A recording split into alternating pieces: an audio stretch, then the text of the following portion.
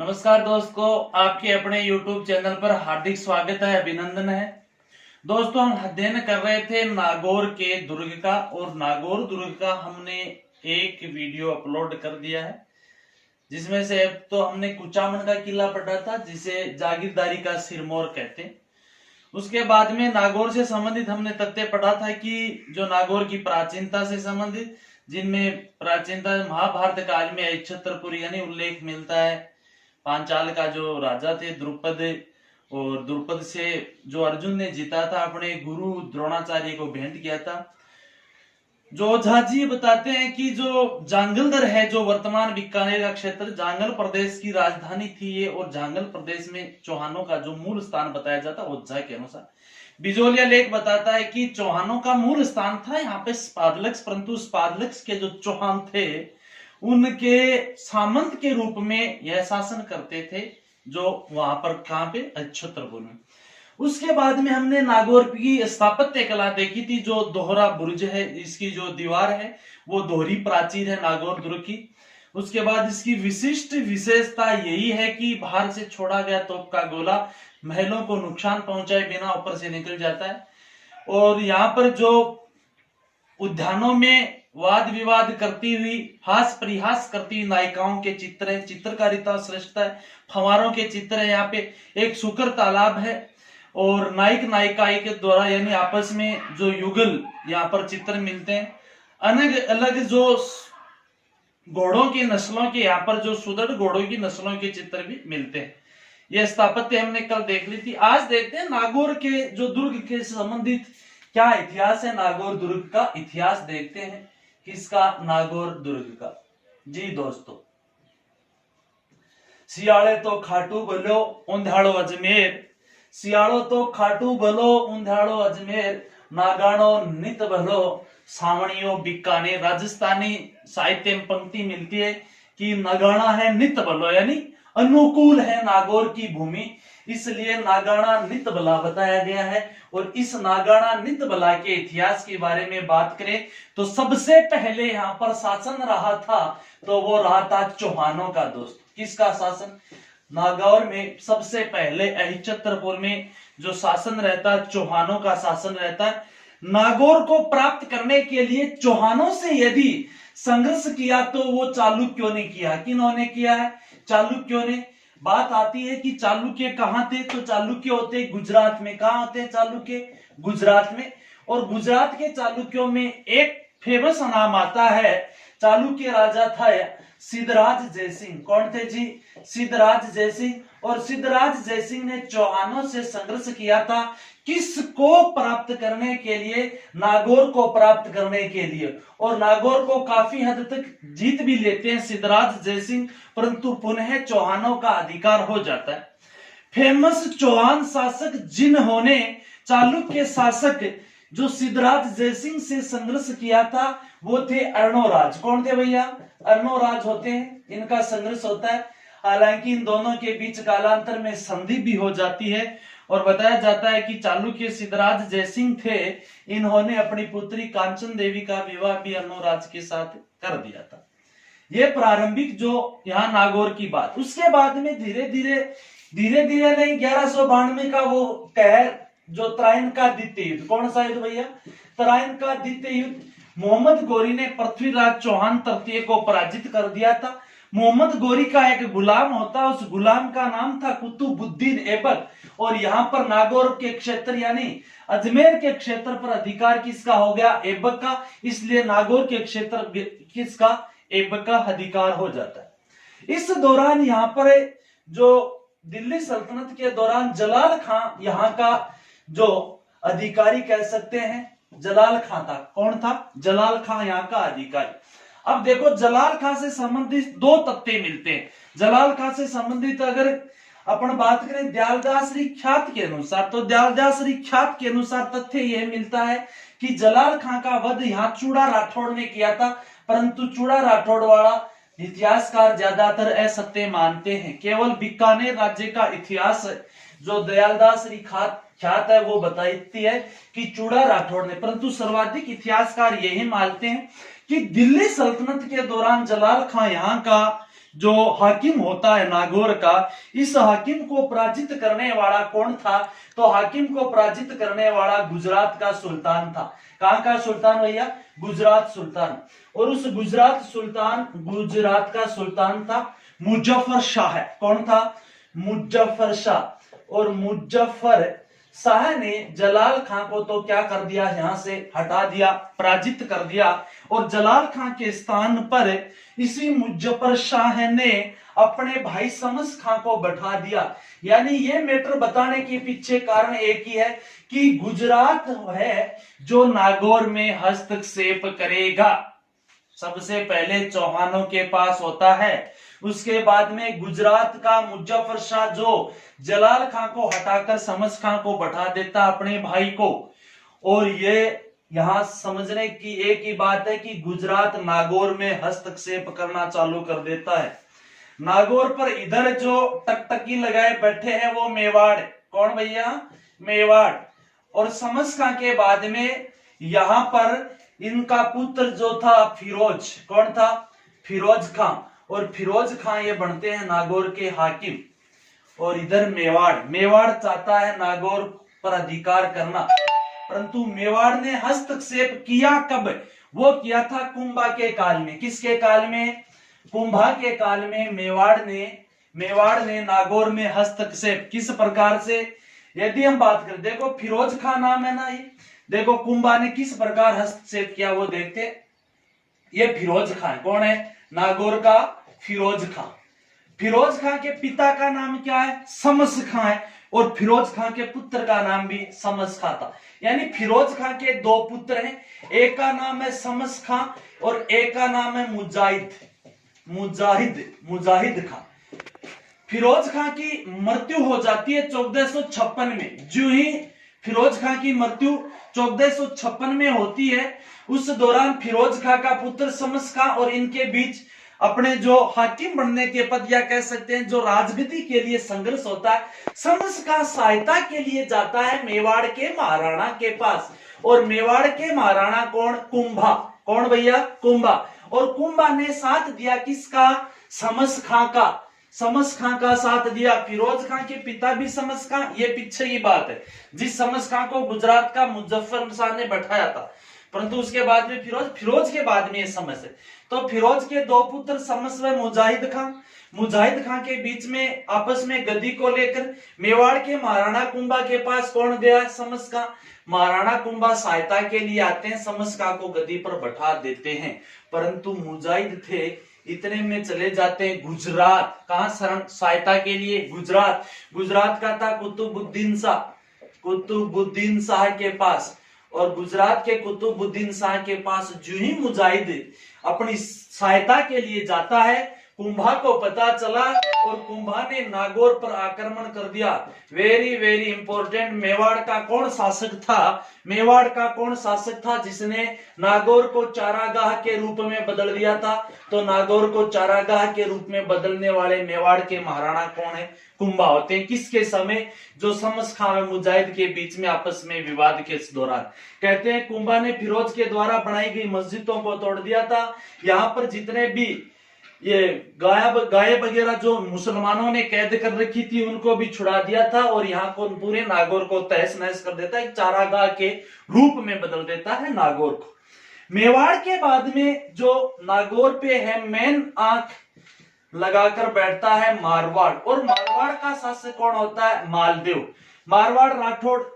राठौड़ शासक है। मारवाड़ में राठौड़ है। इस दौरान मालदेव के समय नागौर में कौन था? तो वो था दौलत खां। कौन था भैया? दौलत खां।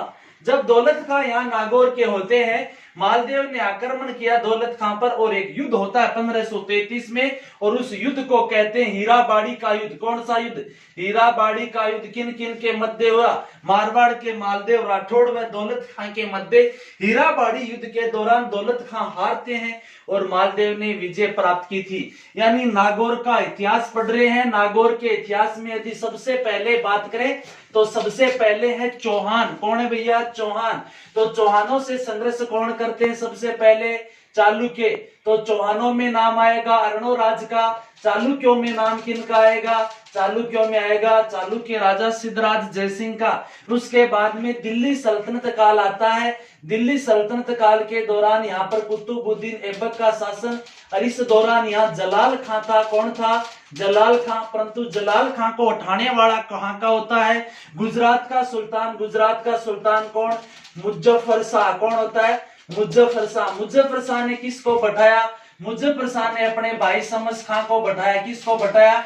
शमस खां की औलाद का क्या नाम था? शमस खां की औलाद थी फिरोज खां। फिरोज खां के भी 2 औलाद थी जी। कौन कौन? एक शमस खां नाम था, तो दूसरे का नाम मुजाहिद खां था। क्या नाम था? मुजाहिद खां था। जब फिरोज के पुत्रों के बीच विवाद होता है, फायदा उठाता है मेवाड़। कौन उठाता है? मेवाड़। और मेवाड़ के महाराणा से सहायता मांगता है कौन?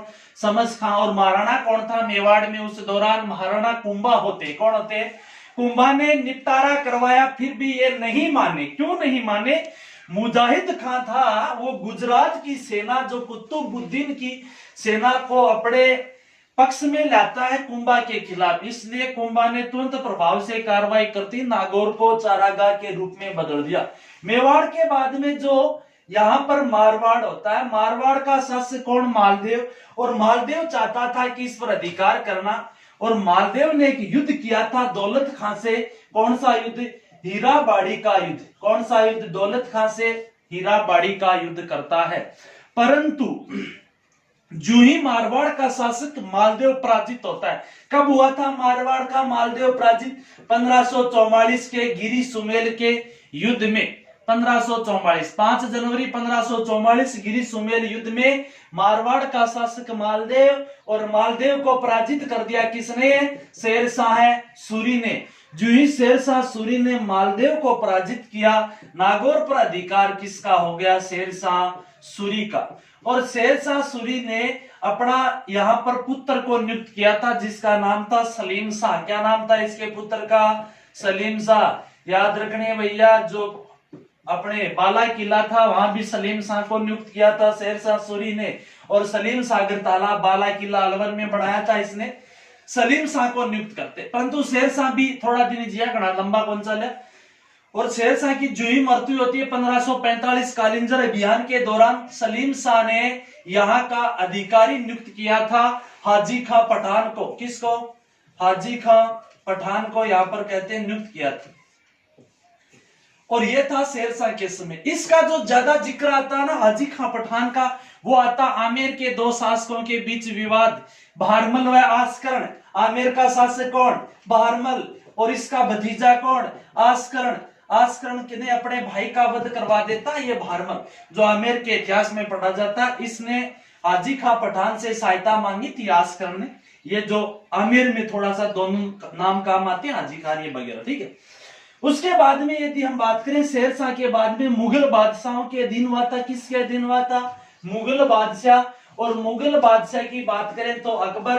अकबर यहाँ आते कब हैं? सबसे बड़ी बात ये, तो अकबर आए थे 1570 में ख्वाजा मोइनुद्दीन चिश्ती की दरगाह पर जियारत मांगने। 1570 में कहा? अजमेर आते। कहाँ आते हैं भैया? अजमेर। उस दौरान 1570 में अकबर कहाँ आए थे? नागौर भी कढ़ाया।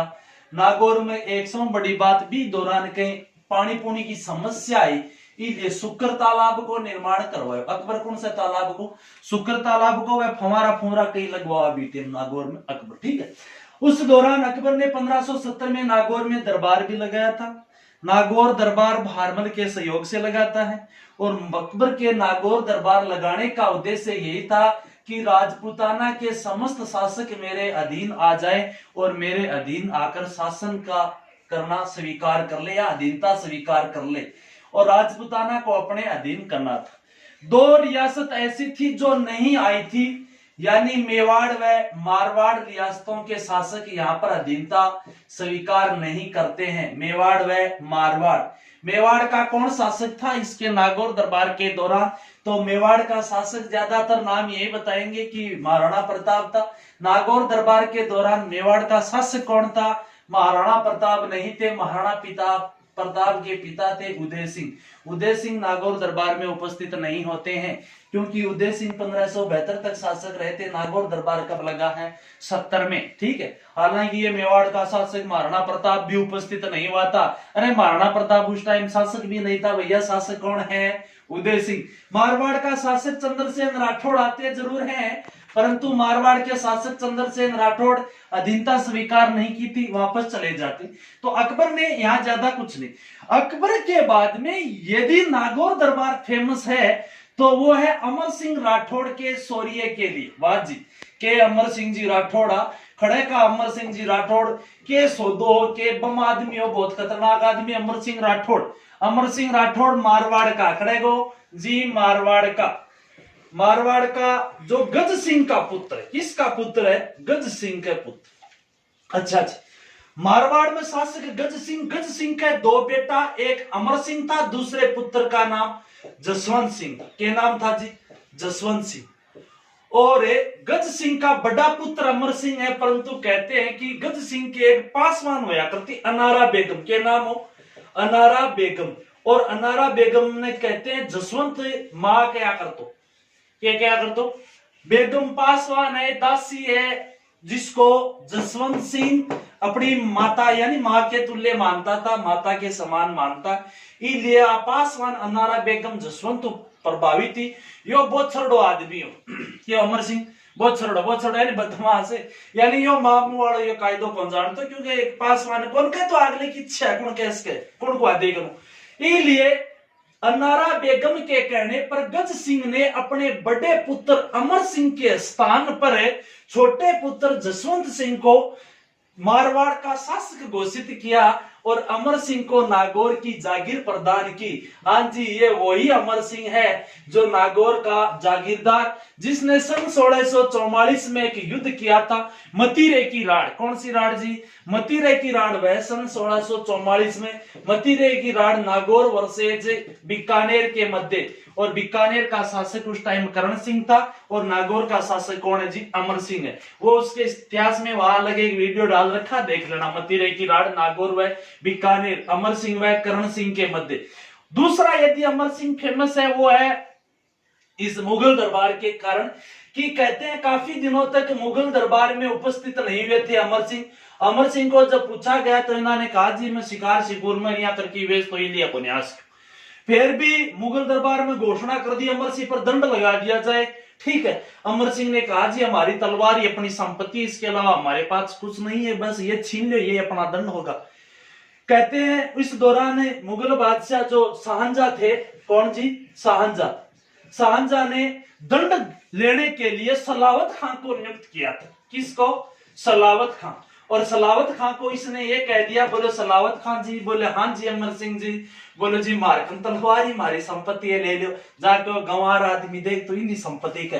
केवल और केवल इस भाईराम सलावत खां ने गंवार ही कहा था। क्या कहा था? गंवार कहा था। केवल इतने में अमर सिंह ने सलावत खां की बड़े दरबार में हत्या कर दी थी।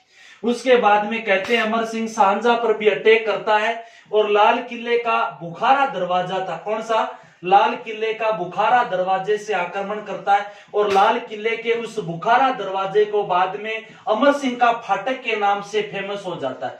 किसके फाटक के नाम से? अमर सिंह के फाटक। कौन? वो लाल किले का बुखारा दरवाजा। स्टील कोई अंग्रेज अधिकारी होता है, उसने खोला था ये लाल किले का बुखारा दरवाजा, उस समय से बंद कर दिया था इसको, जो अमर सिंह का फाटक के नाम से जाना जाता है। ये अमर सिंह जी ये नागौरवाड़ी। ठीक है, उसके बाद में यदि हम करें तो बात यही जो आगे श्रृंखला चलती है, अमर सिंह होता है, अमर सिंह के बाद में जो जसवंत सिंह का भाई शासक था ही। अजीत सिंह के समय जो नागौर मूल रूप से इनके अधीन ही है, किनके? राठौड़ों के। परंतु बात आए यदि तो शासक यहाँ का जो अभय सिंह, कौन? अभय सिंह। अभय सिंह के समय जो यहाँ का नागौर का था, इसका भाई था बख्त सिंह। कौन होता है? बख्त सिंह। अभय सिंह कहाँ का है? जोधपुर का शासक है। बख्त सिंह कहाँ का है? नागौर का। ये दोनों मिलकर बीकानेर पर आक्रमण की सोचते हैं। कहां पर? बीकानेर पर आक्रमण की सोचेंगे। आक्रमण करी थी बीकानेर पर कौन कौन? जोधपुर का शासक अभय सिंह और नागौर का भक्त सिंह। इस दौरान बीकानेर में कौन थे? बीकानेर का शासक याद रखना भैया सुजान सिंह था। कौन था? सुजान सिंह। और सुजान सिंह का पुत्र होता है जोरावर सिंह। ये दोनों इनके आक्रमण को असफल बना देते हैं। कहते हैं कि अभय सिंह व अभय सिंह के भाई भक्त सिंह दोनों नागौर को, ये बीकानेर को जीतने के लिए 2-3 बार आक्रमण करते हैं। इसमें एक बीकानेर का किलेदार था दौलत सांखला। कौन था? दौलत सांखला। और दौलत सांखला को भी अपनी ओर मिला लिया था इन्होंने, परंतु इस षड्यंत्र का पता ऑलरेडी पहले से ही चल चुका था। यहाँ फेमस एक पंक्ति हुई थी, वो जो जबरदस्त है कि दीवारों के कान होते हैं। ये हमने सुना दीवारों के कान होते हैं, ये हमने सुना है दीवारों के कान होते हैं, परंतु बीकानेर के जूनागढ़ के महलों की तो दीवारें स्वयं बोलती हैं। यह पंक्ति यहीं से फेमस होती है। उसके बाद में जो यहाँ पर अभय सिंह का पुत्र होता है राम सिंह, और राम सिंह और भक्त सिंह का पुत्र होता है विजय सिंह। और इन दोनों के बीच में जो राजगद्दी के लिए संघर्ष होता है, इस संघर्ष के दौरान नागौर पर अधिकार हो जाता है मराठों का। किन का अधिकार हो जाता? मराठों ने हस्तक्षेप किया था। ठीक है, मराठों ने यहाँ पर हस्तक्षेप किया था। जो जयपाल सिंधिया वगैरह होते हैं वो यहाँ पर हस्तक्षेप करते हैं, और मराठों विजय सिंह ने फिर वहां पर मराठा सरदार की हत्या भी कर दी थी। किसकी? मराठा सरदार की यहाँ पर विजय सिंह ने हत्या भी कर दी थी।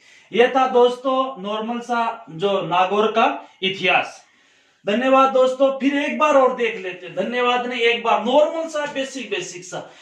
सबसे पहले कौन? चौहानों से संघर्ष किसने किया? चालुक्यों ने। उसके बाद में मैन आती है दिल्ली सल्तनत। दिल्ली सल्तनत के बाद में मेवाड़ की एंट्री होती है कुंभा। उसके बाद में मारवाड़ की, और मारवाड़ का कौन? मालदेव के बाद में एंट्री मारता है शेरशाह सूरी। उसके बाद में अकबर, और अकबर के बाद में पुनः यहाँ पर मारवाड़ का आधिपत्य होता है। और यही था नागौर दरबार का इतिहास। धन्यवाद दोस्तों। जिस किसी को पसंद आए लाइक शेयर सब्सक्राइब कर देना।